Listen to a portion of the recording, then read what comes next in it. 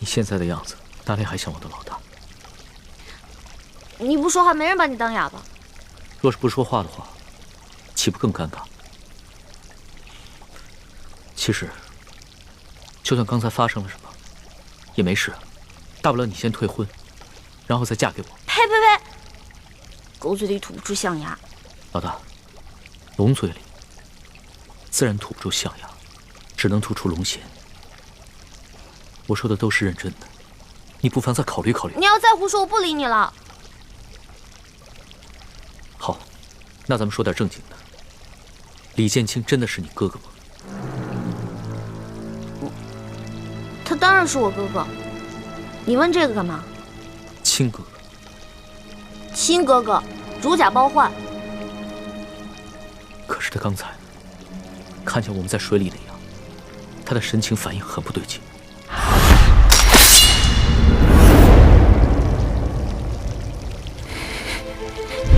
当时他很是气急败坏，似乎还曾想对我出手，连剑都拔出来。他是因为他以为这屋里还有刘德昭的人，他拔剑是为了保护我们。可是他眼神中有一种恶狠狠的东西在看着我，像针尖一样锐利。虽只是一闪而过，可我的心却不寒而栗。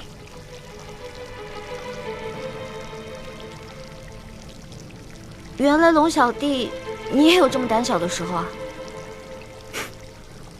可能吧。如果不是你说他是你的亲哥哥，我还以为他是你的未婚夫呢。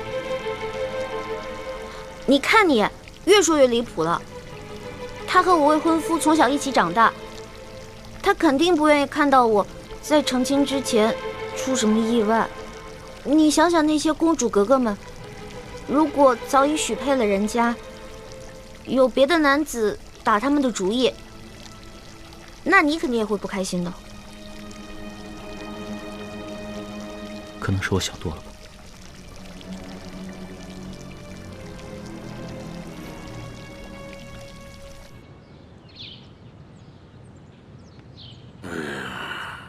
怎么还不出来呀？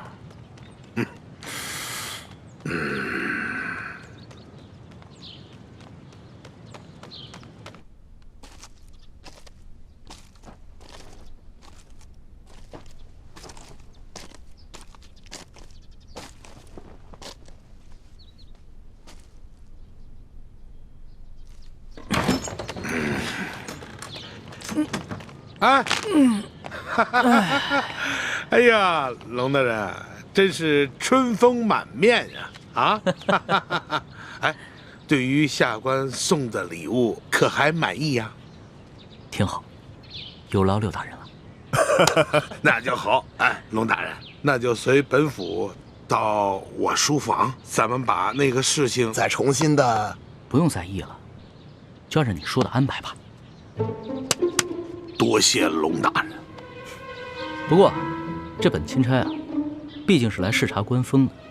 眼下灾民闹事不断，又有这牛角寨的乱党在远处盯着，这本钦差啊，也不宜常来你府上见万姑娘，不是？是。所以啊，要不然你把这万姑娘安排到府外的一个地方住着，等本钦差回来京城以后，你再悄悄地把人送到京城，到时候我再纳她为妾，那不就免人口舌了吗？明白，本官明白。龙大人放心，我一定把此事给你办的是妥妥帖帖啊！此事简单，大人，我先在城东置办一所宅院，然后把万姑娘安置在那里。大人只要有空，就可以悄悄去会万姑娘。等到大人回京之后，我亲自护送万姑娘进京。如此一来，可保万无一失。刘大人，这裘老板做事极为妥帖啊！啊，我平时调教的好。主子，咱们先回书府吧。那先行告辞了。宋龙大人。哎，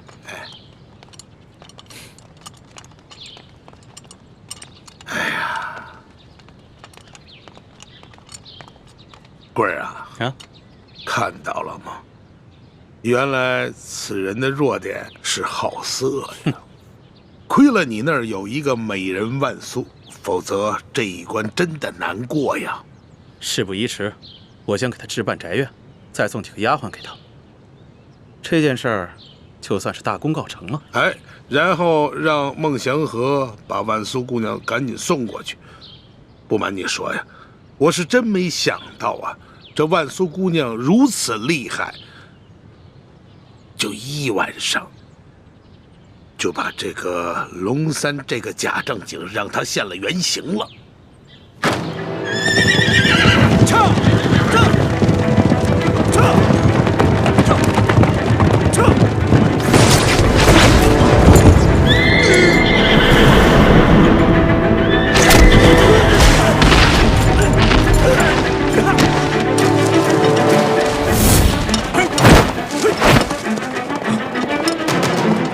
什么人胆敢光天化日之下拦路抢劫？识相的就把钱留下，啊，还有马，马也得留下。义父，他们多半是附近牛角山寨的山匪。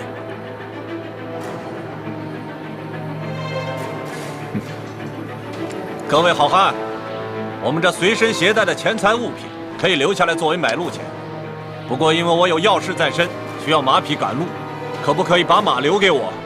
还请高抬贵手。哼，讨价还价，好啊！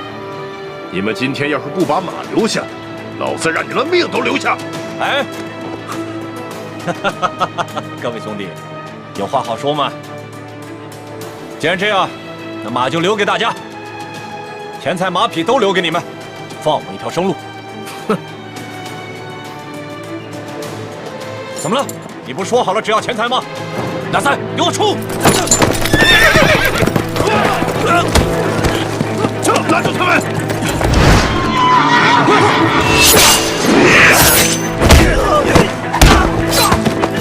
义父，你腿受伤了？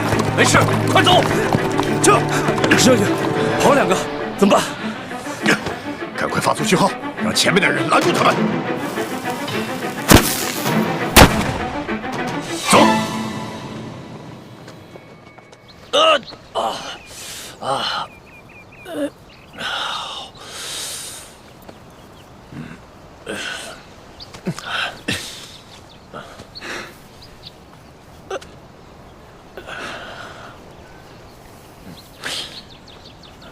义父，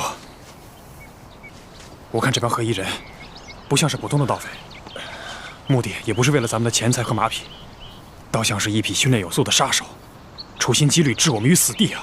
是啊，他们好像很了解我们的行踪，特意埋伏在我们通往玉八赞营地的必经之路。难道我们的行踪暴露了？不好，李氏兄妹真有可能是图谋不轨的贼党。你是觉得这帮杀手是李建清和李易欢兄妹派来的？咱们此次调兵，可谓是十分隐秘。这些杀手是如何知晓的？这李公公在宫里30多年了。丽萍是舒总兵的女儿，其他侍卫都是我精挑细选的霸气子弟，他们个个来历清白，绝不会勾结杀手暗害我们。只有李氏兄妹，他们俩最可疑。义父，如果说李建清和李易欢兄妹是乱党，那他们的目的不仅仅是要置我们2个于死地，恐怕皇上有危险。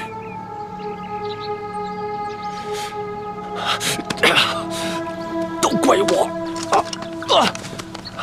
我不该听皇上的，什么还要去调兵？我应该死谏皇上，让他赶快回京才对。现在也没有办法，那我们该继续调兵，还是回去见皇上？他们跑不了太远，快跟上！不好，我们快跑！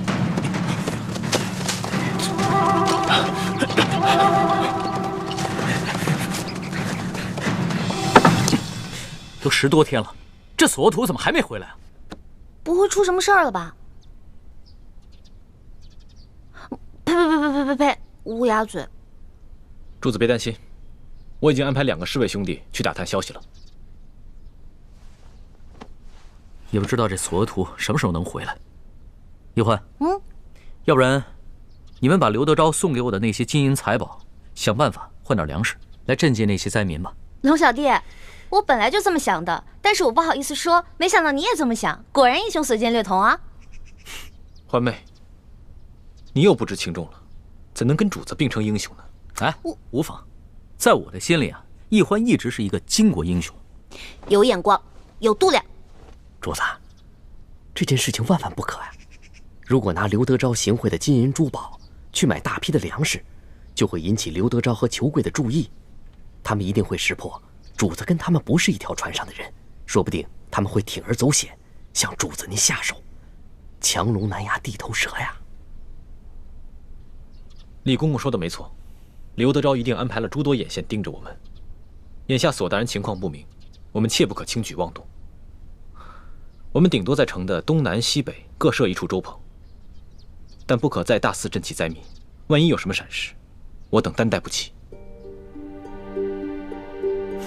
你们说的对啊，是我考虑不周。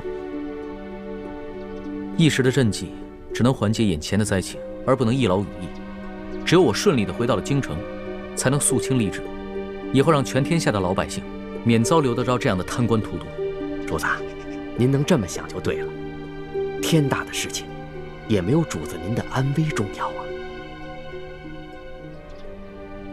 叶欢，咱们现在有银子了，你什么时候啊，把你跟丽嫔当的那些首饰给赎回来吧，要不然回了宫里啊，又要向我多讨点利息了。刘小弟，我发现你现在越来越会精打细算了啊。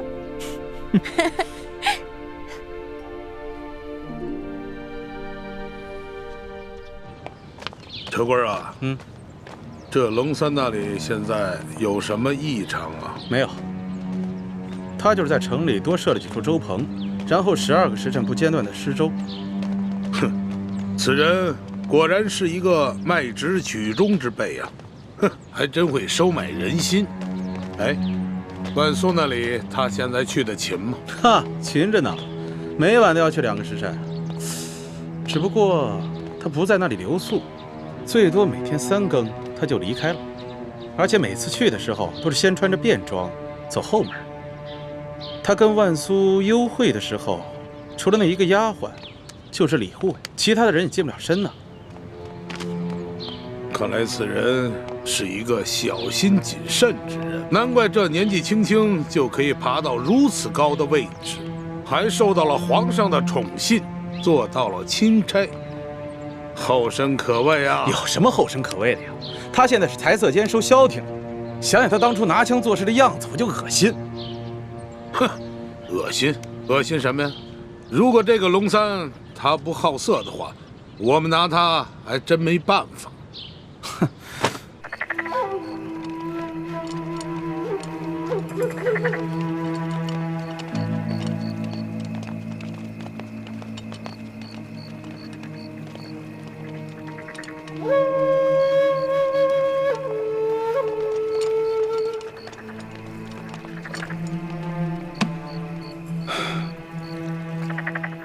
孟护卫，这个龙大人每次都是午夜来，3更离开吗？是的，舅老爷。大人这心里还是有些不踏实啊。他一天不离开太原，咱们就一天不能放松警惕。你还是要盯紧了。卑职明白，舅老爷放心，我一定盯紧他。辛苦你了。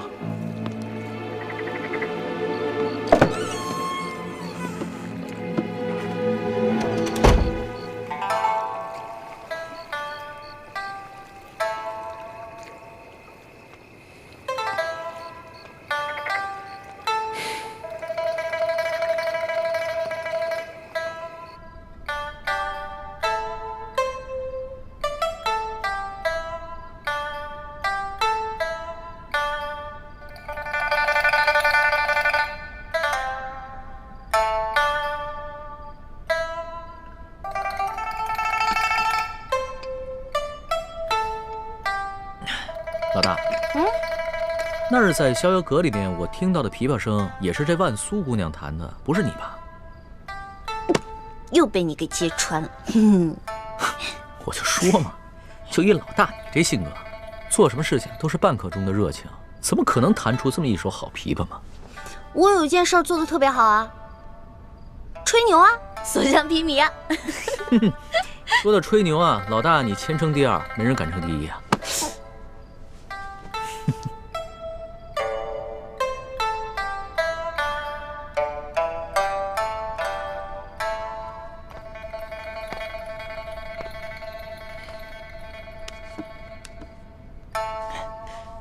老大，我虽然吧没见过这个万苏姑娘的脸，但是吧，我就看她这个朦胧的身姿和她弹的这一手好琵琶，一想啊，她就是一个色艺双绝的女子。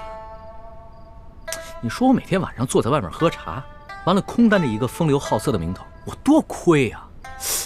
要不然这样吧，你呢，先回避一下，好让我真的一亲万苏姑娘的芳草。不行啊。为什么？这万苏姑娘是刘德昭送给我的美人，我假戏真做怎么了？再说了，我就算真的看上她了，我回头带她回京就好了。我说不行就是不行。你吃醋了？我没吃醋，我是在维护你龙小弟的形象。原来我在老大的心中还有形象呢。那当时在宫里是谁说的这个？哎呀，全世界最不值得女人爱的男人啊！要不然这样吧，老大，你呢就承认你吃醋了。那我吧，也就看在你心里难受的这个份上，我就做一个美色当前不动摇的柳下惠。要不然我这一连10个晚上都在这儿喝素茶，我受不了啊！哎，你给我站住！哎，站住！不行，老毛病又犯了。上次对我也是，差点假戏真做。我告诉你啊。万苏姑娘不一样，她心有所属了，而她心里喜欢的人是帮咱们的，所以你千万不能对她打主意。得了吧，上一次你也是这么骗我的，说什么非龙三不嫁，不能动心腹手下的女人，是吧？又想故技重施啊！我才不会上你的当。我不会骗你的，真的。你知道咱们抢官印为何这么顺利吗？因为在刘德昭身边有咱们的内应，而这个内应就是万苏姑娘她的心上人。如果你真的对她起了什么色心的话，那你就是轻重不分、见色忘义的大坏蛋了。真的？真的，我骗你是小狗。好吧，那我就暂且放过他。老大，其实经过这些日子以来的见闻吧，我还哪有心思风流快活，只不过想逗逗你吧。不过呢，我倒不像是某些人，表面上一本正经地说一些冠冕堂皇的理由，其实就是吃醋。这个康熙真是色心不死，想找机会撩拨欢梅。欢梅，你可一定要守住，万万不能对咱们的死敌动心。懒得理你我。哎，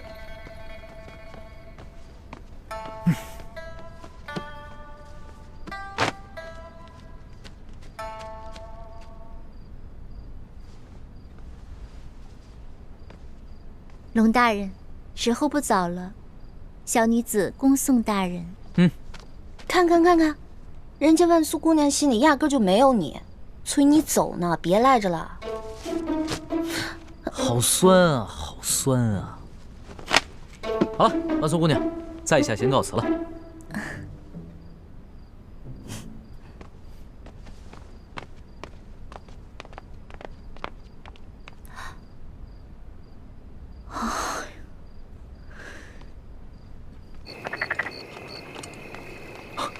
孟兄，李兄，裘贵一直在对面的房间监视你们，刚刚才走的，现在可以放心回舒府了。多谢孟兄。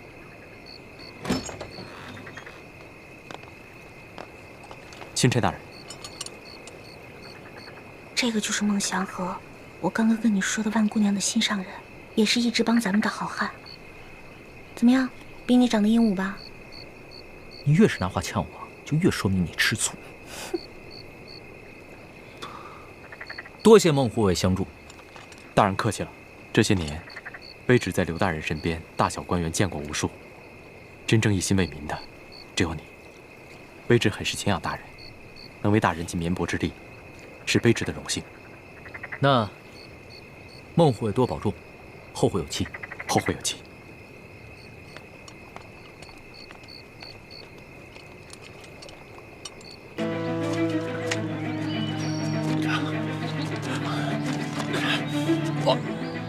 纳赛，让我先坐会儿，坚持不住了。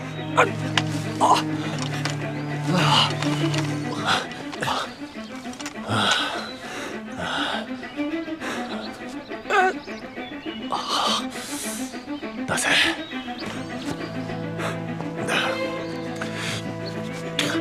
纳赛，拿好这个金牌，马上去找玉八赞，让他派救兵去救皇上。快去！不，我去了，你怎么办？纳赛，你要明白，我死了，和宫内还有皇后，我们赫舍李氏还有其他的兄弟子侄，只要皇上平安，我们赫舍李氏就还有希望。可如果皇上出了危险，就不光我们赫舍李氏完了，是我们整个大清都危险了。快走！不，走，快走！我不管，什么完蛋都可以，我不能没有衣服。走，我们走。傻孩子，走啊，走啊！傻小子，走。跑吧，我们走，走，这儿，走。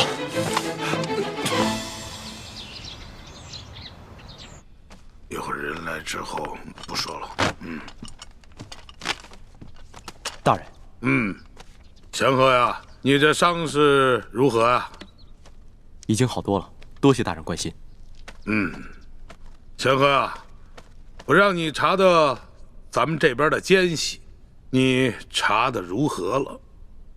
还在调查之中，目前尚无进展。大人，卑职还有要事想跟大人商议。讲。家父先逝之时，曾让卑职保护大人，卑职立下10年之约，守护大人10年。今日刚好是约满之日，在下想辞去一切职务，隐归山林。祥和呀，你已经想好了，决定了，不愿意再继续追随我了？卑职生性散淡，不宜久居官场，望大人能成全。也好。你既然已经决定了，我也就不强求了，人各有志嘛。不过啊，既然这样，你呢，再帮本官完成最后一项任务，然后你再走，你看怎么样？卑职定当尽力。大人有何吩咐？你今夜一定要潜入舒府，帮我把丽嫔给解决了。大人，你是让卑职暗杀丽嫔娘娘？不错，现在我们暂时把这个钦差龙三给稳住了。可这丽嫔娘娘身怀着龙胎，如若回宫之后产下皇子，到那个时候可就是后患无穷了。所以我们必须尽快给她铲除了。大人如何得知丽嫔娘娘怀有龙胎？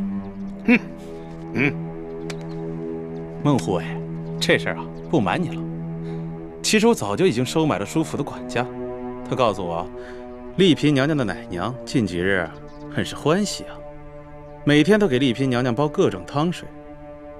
结果，就在前些天晚上，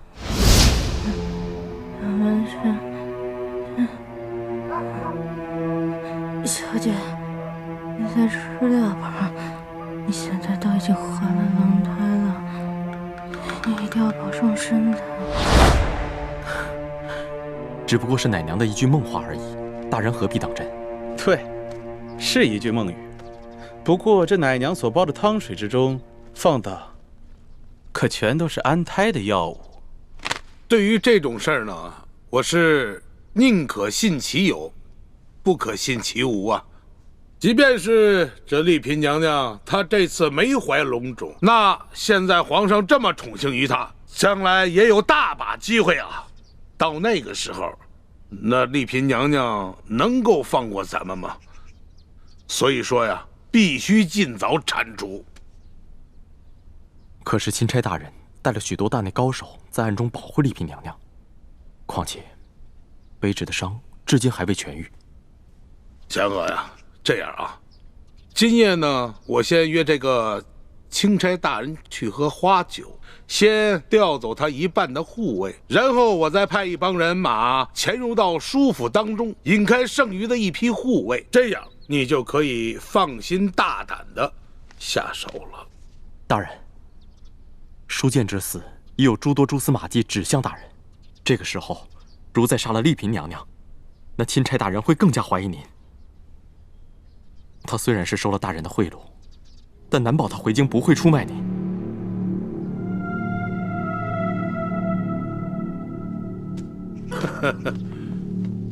哎呀，这祥和说的也不是没有道理啊！啊，容本官好好的想一想。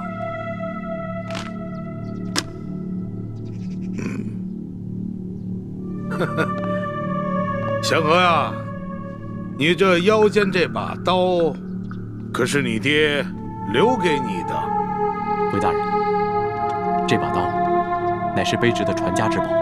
我记得这刀柄之上有你爹亲手刻的一行字，可否让本官一看呢？是，大人。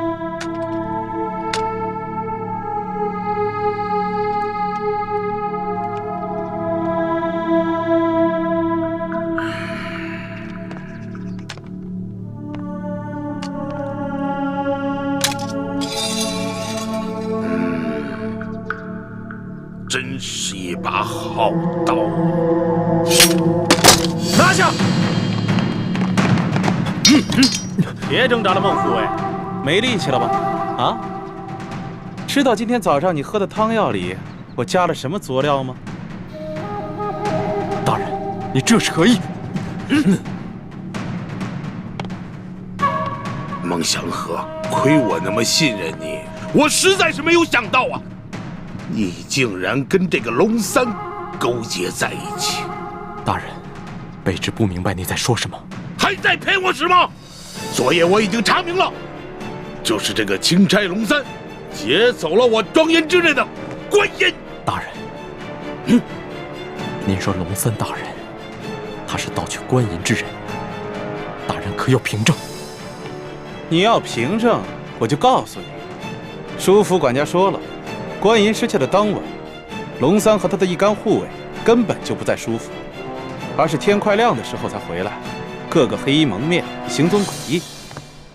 而那个龙三天亮的时候乔装成一位老人出去，我画了画像让管家看，没想到性爱的客商就是这个王八蛋乔装的，老子现在脸上的字到今日还没洗掉。孟祥和，你还不知道对不对？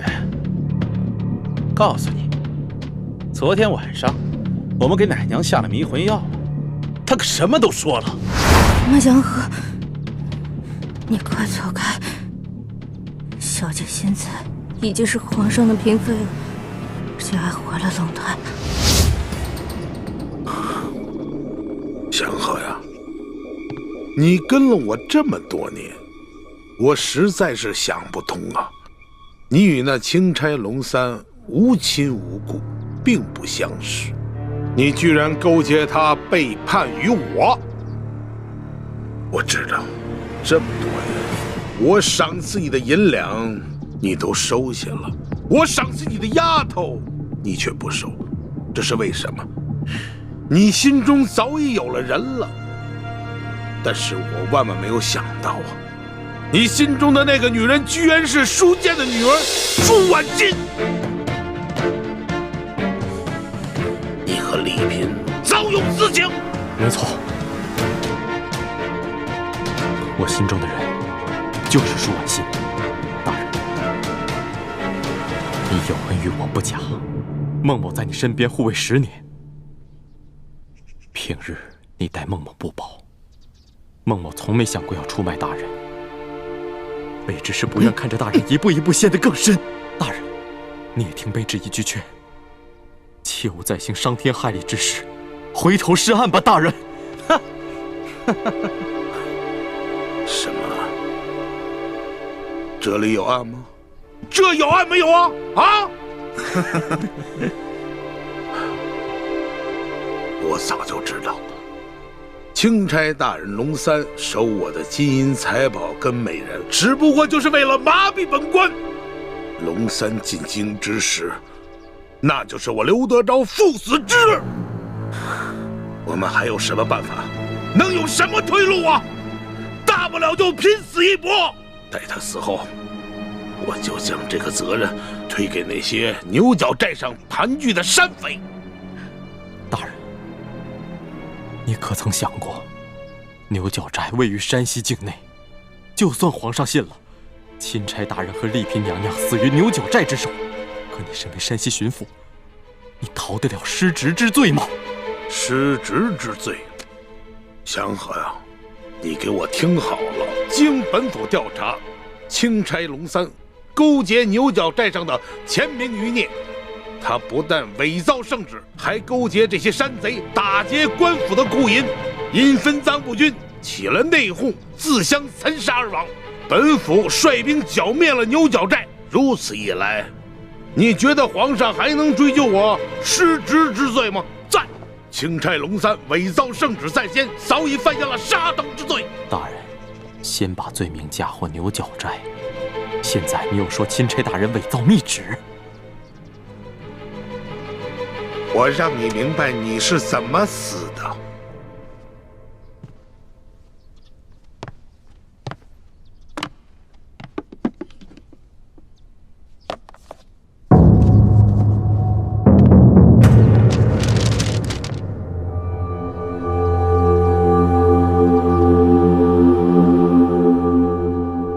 看清楚了吗？自从知道龙三敢劫取官银，我便觉得此事蹊跷，便吩咐管家暗中留意。没想到，还真让他逮着了机会。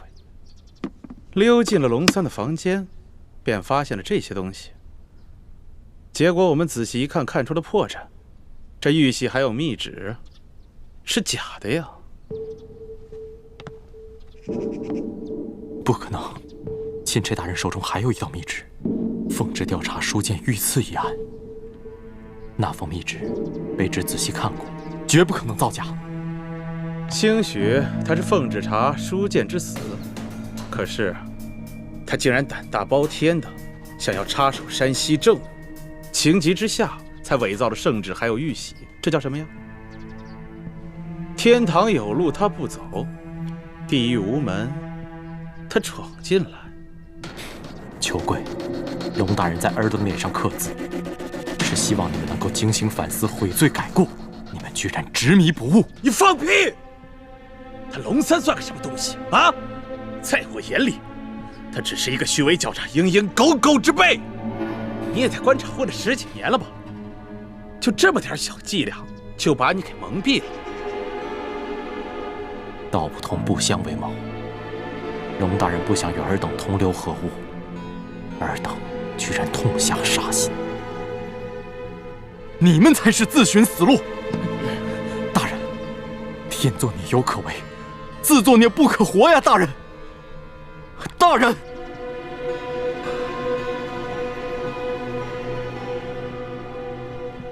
也罢，我曾答应我父，守卫你10年。如今10年之约已满，我也算不负信义。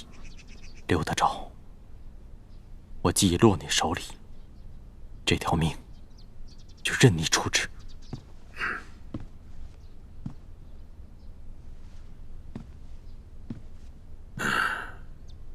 祥和，你跟了我10年，也守了我10年，救了我几次的性命，我刘德昭心中未曾不感激啊！可你居然为了一个女人呐！你把我刘德昭逼到了绝境，把我刘氏的全族逼上了死路啊！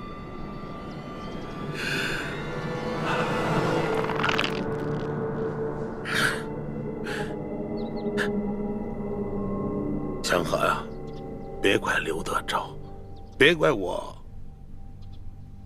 心狠手辣。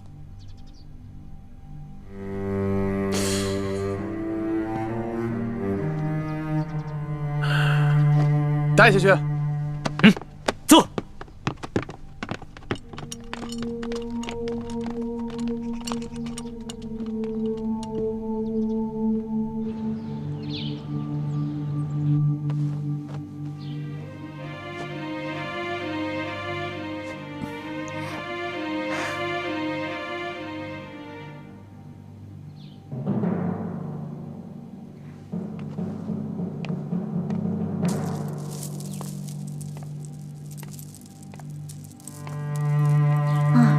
离天黑还有6个时辰，但愿不要再出什么意外才好。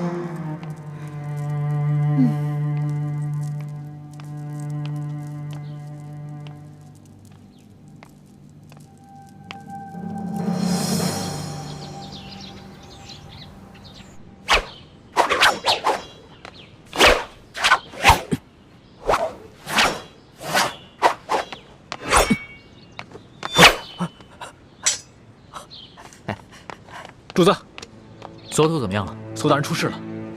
我们在一处悬崖下找到了随行侍卫，他受了重伤，已经奄奄一息。他说他们在半路上接连遇到2伙身份不明的人袭击，他们3个侍卫掩护索大人和纳赛成功脱身了，但他们自己受伤之后被扔下了悬崖。那索图现在受了重伤，下落不明，不知是否已经安全抵达玉巴赞的军营。所以我打算另派2个随行的兄弟快马加鞭赶去玉巴赞的军营，但是他们没有主子的金牌作为信用，不知玉巴赞愿不愿意相信，肯不肯出兵？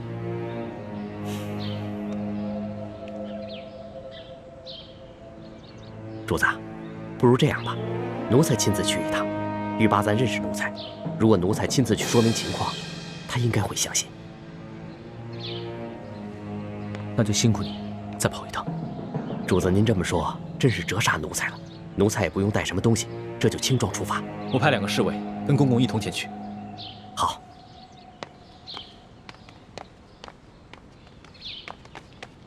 不好了，龙小弟！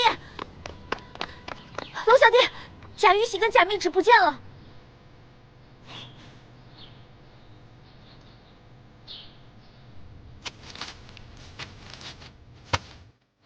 我昨天检查还在呢，这怎么现在贾玉玺跟贾密旨都不见了呢？看来这书府当中一定有人被收买了。这贾玉玺和贾密旨已经落入刘德昭手中。不可能啊，这府上可都是舒府的老人，没理由被舒府的死对头收买了呀。树倒猢狲散，一定是有人见舒大人已经死了，这府中没有了主心骨，所以起了异心。如果府里真有内奸的话，我们的事情是不是有可能都暴露了？不是有可能，而是一定暴露。刘德昭一定会借着贾玉玺和贾密旨大做文章，甚至对主子痛下杀手。龙小弟，现在怎么办啊？36计走为上策，要不然脚底抹油溜吧。如今索额图也下落不明，也只能马上撤出太原了。只恐怕想走已经来不及了。放心吧，有我跟哥哥保护你，一定会没事的。有人来了。龙大人，巡抚大人派人前来，请龙大人过府商议赈灾事宜。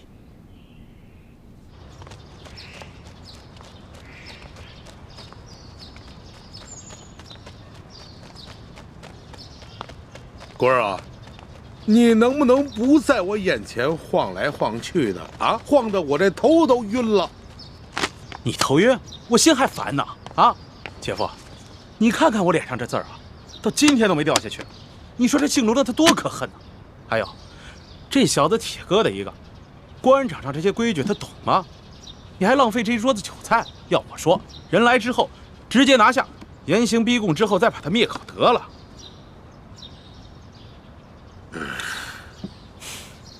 先不慌，再等等。哎，再给这个龙三一次机会，就当是给咱们自己一个机会。官儿啊，说实话，这个龙三来咱们这么久了，到了现在，他到底什么底细我都没有摸清楚。我心里着实的不踏实。还有，如果这龙三知道了咱们拿出了他擅杀朝廷命官、私刻玉玺、假传圣旨的罪证，就此向咱们屈服了呢？就算龙三屈服了，丽嫔怎么办呢？他跟咱们那是杀父之仇啊！那丽嫔必须死。再说了，如果这个龙三真的肯向咱们屈服，很多事情他自然会替咱们遮掩的。否则就送他们一块儿见阎王。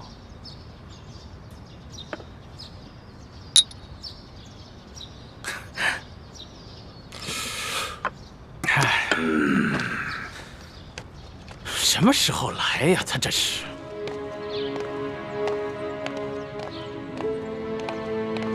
龙大人，请。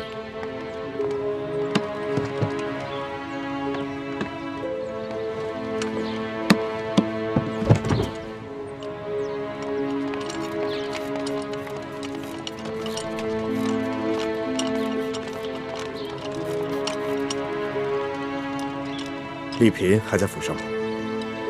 啊，还在。刚才他还吩咐奶娘，要众人都到大厅，随他一起为老爷的亡灵念经祈福。交代的事情都办妥了没有？放心吧，我已将药下在厨房的菜汤里，过会儿就会发作。好，我先到大厅念经，你们等我信号。好，事成之后，我家大人必有重喜。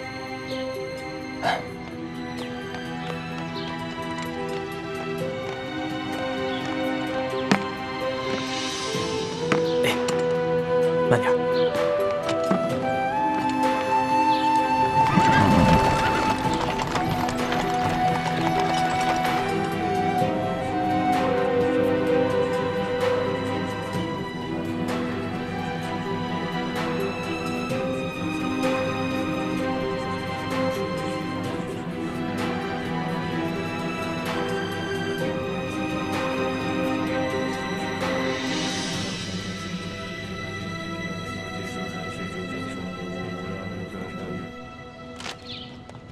哎呀，龙大人，龙大人，有失远迎啊！龙大人，龙大人，来，请。哎呀，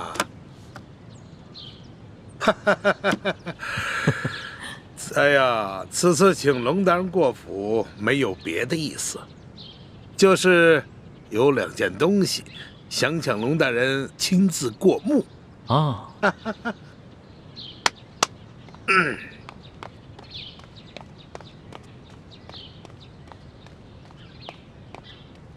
龙大人，这2样东西您见过吧？刘大人，哎，这些东西你是怎么得来的？龙大人，现在东西怎么得来的并不重要，重要的是我要提醒龙大人，恐怕龙大人你现在已经犯下了灭族杀头的重罪吧？刘大人想怎么样？好啊，龙大人。那我们就不妨打开天窗说亮话。我知道龙大人，你手上也抓住了我不少的把柄。好啊，想怎么样，那就要看龙大人，你是想大家手拉着手一起死呢，还是抱成团一起活呀？廖大人，好死不如赖活着。龙某自然是想与诸位一起活了。爽快！我就说嘛，龙大人是一个聪明之人。是啊，有道是识时务者为俊杰呀。从此以后，我们就是一条船上的人了。太好了，龙大人，来，咱们终于是达成这攻守同盟了。来，为了这攻守同盟，为了这一天，来，咱们满饮此杯。来。来，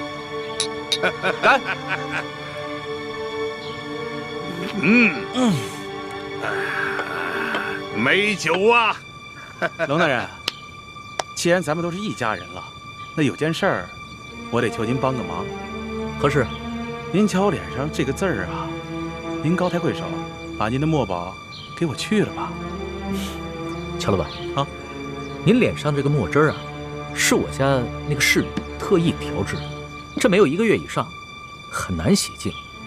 龙某也真是没有办法。乔老板，要不然您多等几日。行，不着急，不着急啊。抱歉啊，龙大人，您太客气了。来，自家人不说两家话。来啊，来。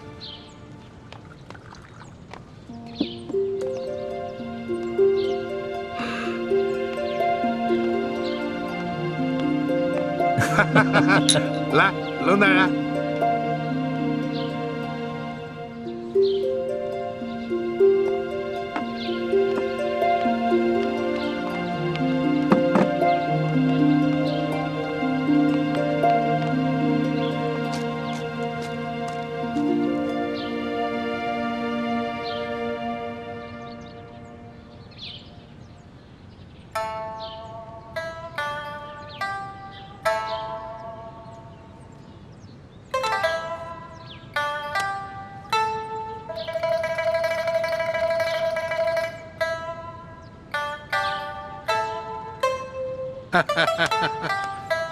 哎呀，龙大人呐，真是一个薄情的人儿啊！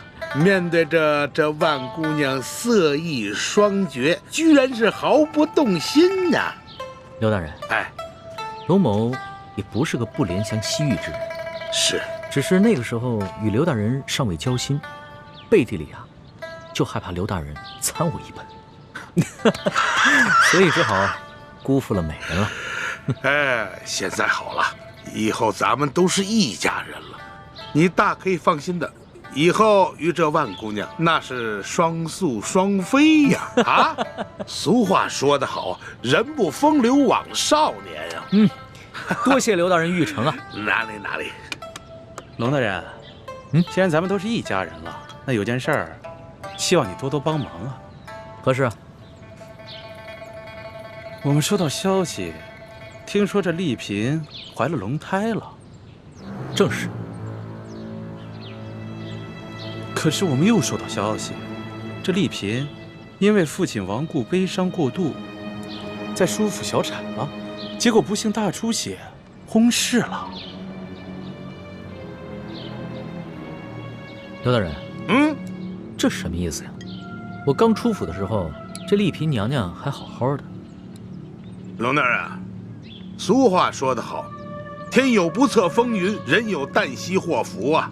龙大人，你是一个聪明之人，这向皇上禀报丽嫔娘娘薨逝的消息，这折子还是由你拟一下吧，就算是你我联名吧。快跟上，快点！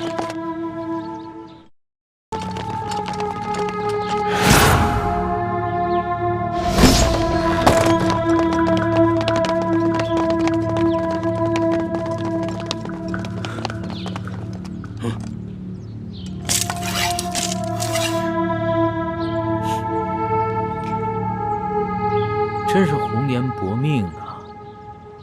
皇上要是听到这个消息，肯定是圣心蒙忧啊！是啊，龙大人，皇上乍闻丽嫔娘娘薨逝的噩耗，难免是有些感伤啊。不过龙大人你是知道的，好在后宫佳丽3000呀，过些时日，这事情放一放，我看也就过去了。来，其实这样也好啊。舒总兵跟着丽嫔，黄泉路上总算是有作伴的了啊。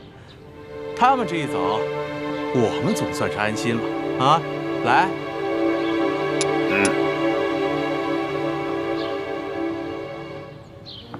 刘大人，那我就不在此喝酒了。我想带着万姑娘去小别院，单独的听她弹弹琵琶，喝喝小酒，你觉得如何？哎呦，龙大人还是个急性的人儿啊！好，你且去风流快活啊。这个丽嫔娘娘的后事由我来料理。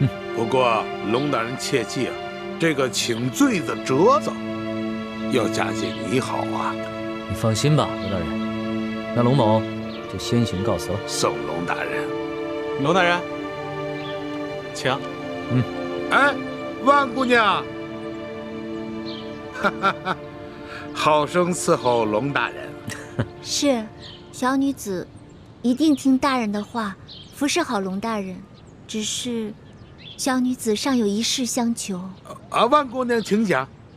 听说，大人府上的孟祥和孟护卫，因为冒犯了大人而被您下了狱。小女子求大人开恩放了他。万姑娘，你为孟祥和求情，你认识他？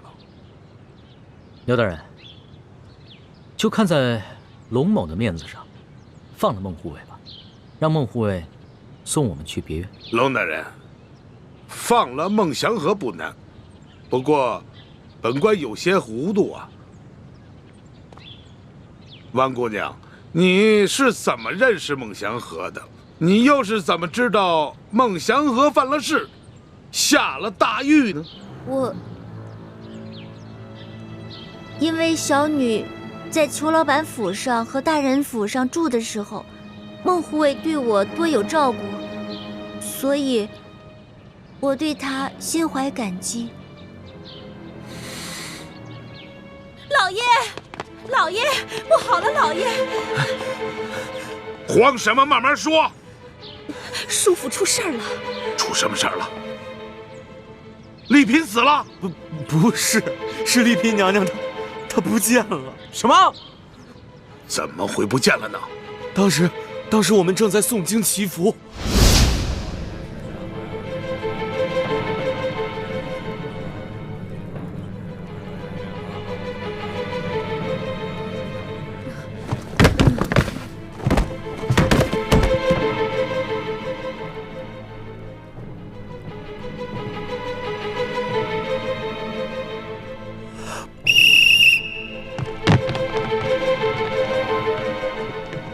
丽嫔呢？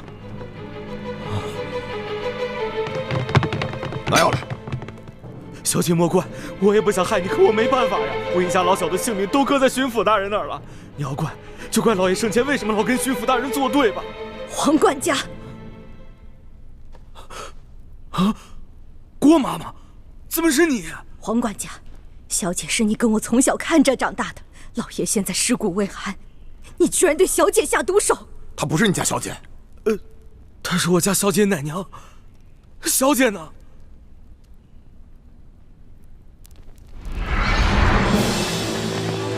走，搜，这边，自己搜。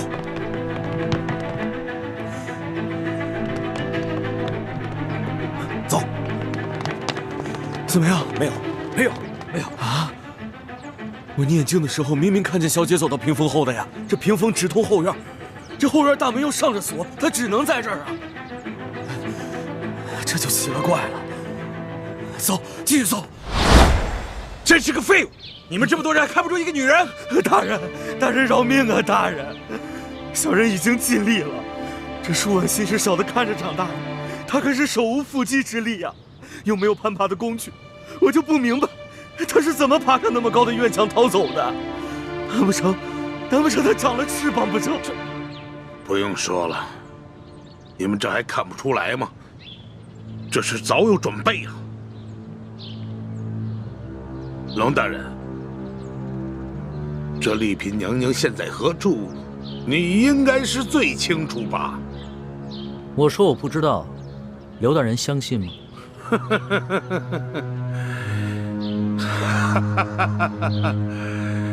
你们说我相信吗？来人，快！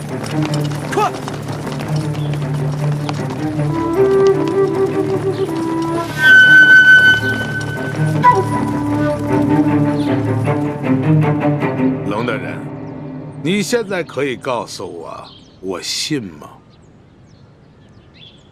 不过此时此刻，本官还是很佩服你的，此情此景居然如此镇定，是个见过大阵仗的人。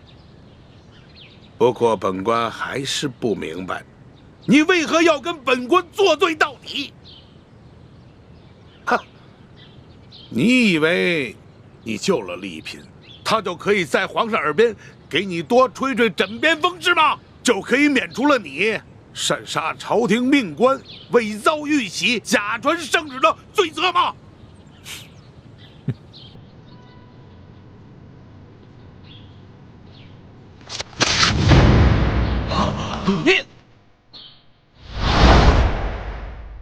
龙大人，巡抚大人派人前来，请龙大人过府商议赈灾事宜。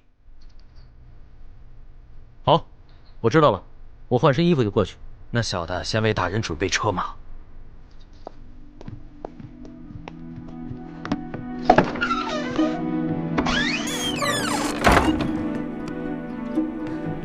你们说这个人会不会就是被刘德昭收买的内奸啊？有可能，但是我们现在已经没有时间来找出叔府当中究竟谁是内奸了。主子，你带着易欢还有丽嫔娘娘先走，我仪容成你的样子，先去刘府稳住他们。啊，龙小弟，这个时候就别啊了，就听我哥哥的吧。他武功很好的，你放心，若是没有咱们拖累他，他一个人谁都控制不住他。而且我跟主子身材相仿，倒正好方便互相易容。易欢，我帮主子易容，你去通知丽嫔娘娘，让她做好准备，马上逃走。好。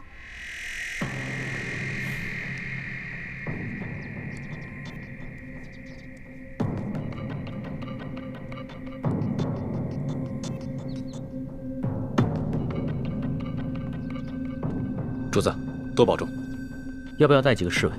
不必了，你跟易欢更需要人保护。等我去了刘府，引开刘德昭的手下，你们就赶紧出城吧。等一等，多加小心，不要恋战，务必全身而退。多谢主子关心。李建清，怎么会是你呢？都别乱动！别动啊！走！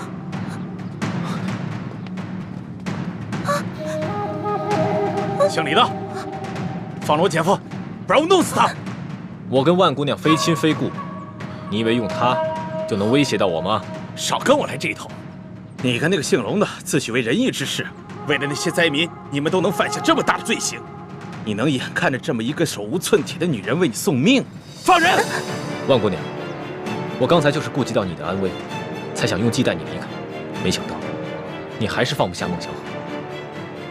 也罢，裘贵，只要你把他放了，我就放了你姐夫。你当我是傻子？先放了我姐夫，然后束手就擒，我就放了他。不然的话，我就弄死他和孟祥和。好，我答应。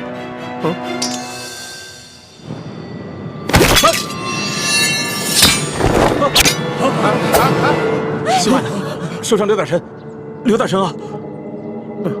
你是倾城？没错，我是雪倾城。不行，小师妹，我不能跟你们一起走。这府上既然出了内奸，我们的计划暴露，孟祥和也迟迟不来送信，说明他已经出事了。我要留下来，跟师父一起救出孟祥和和舒婉心，放他们一条生路。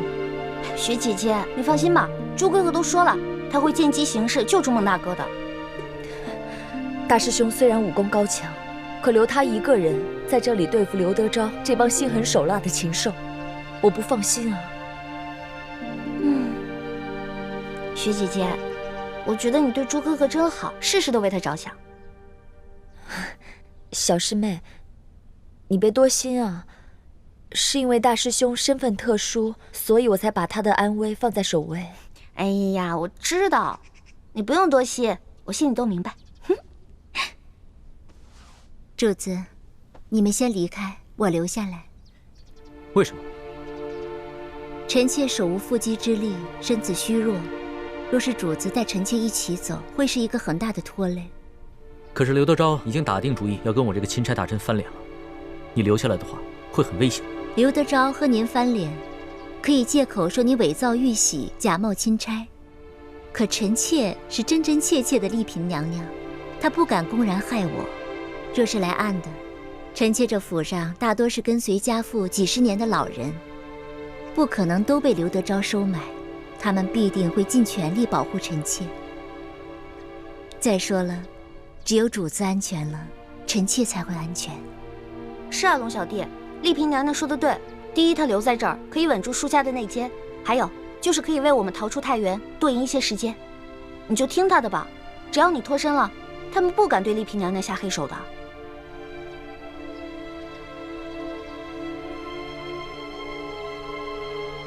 来人呐，来了。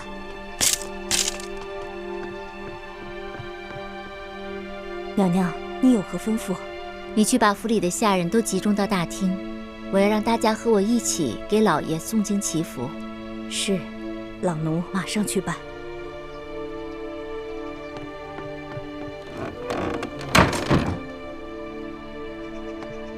主子，一会儿府里的下人都会集中到大厅，你们就可以从后门离开了。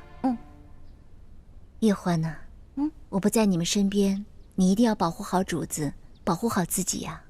放心吧，丽嫔娘娘，我虽然武功不行，但是什么放毒啊、防身啊，我都是可以的。倒是你，现在舒府特别不安全，你得自己小心啊。婉心，想不到你平时柔弱，却是这般冷静果敢。待我平安脱身，一定想办法马上回来救你。待回到了紫禁城，一定好好奖赏你。主子安全，就是对臣妾最大的奖赏。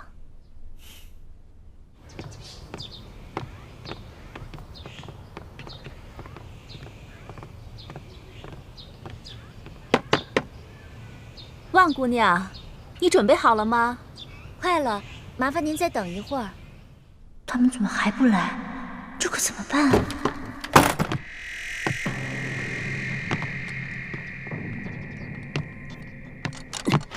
你们可算来了！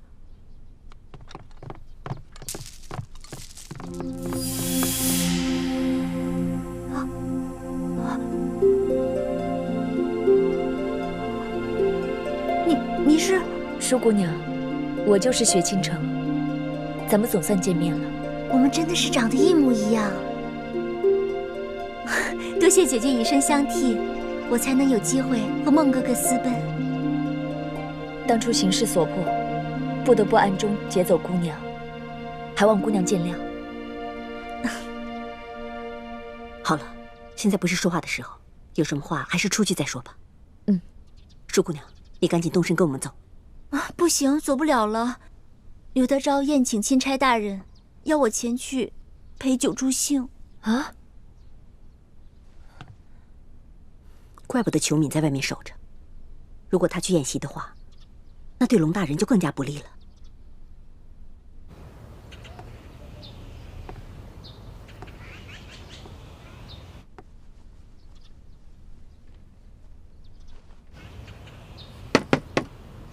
万姑娘，衣服换好了吗？别再拖延时间了，快点啊！万姑娘，万姑娘，你如果再不回应，我得冒昧进去了。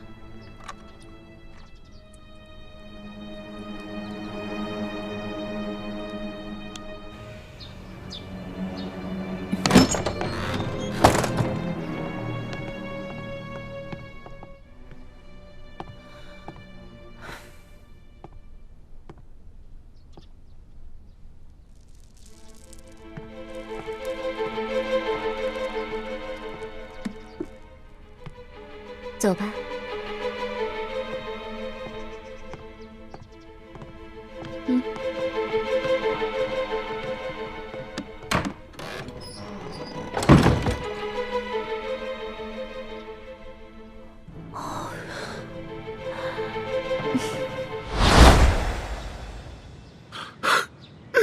秋官，你看你干的好事儿！我也不知道啊，他怎么就会武功了呢？他少废话。小姐，怎么是你呀？管家，你说谁？她是我家小姐，丽嫔娘娘。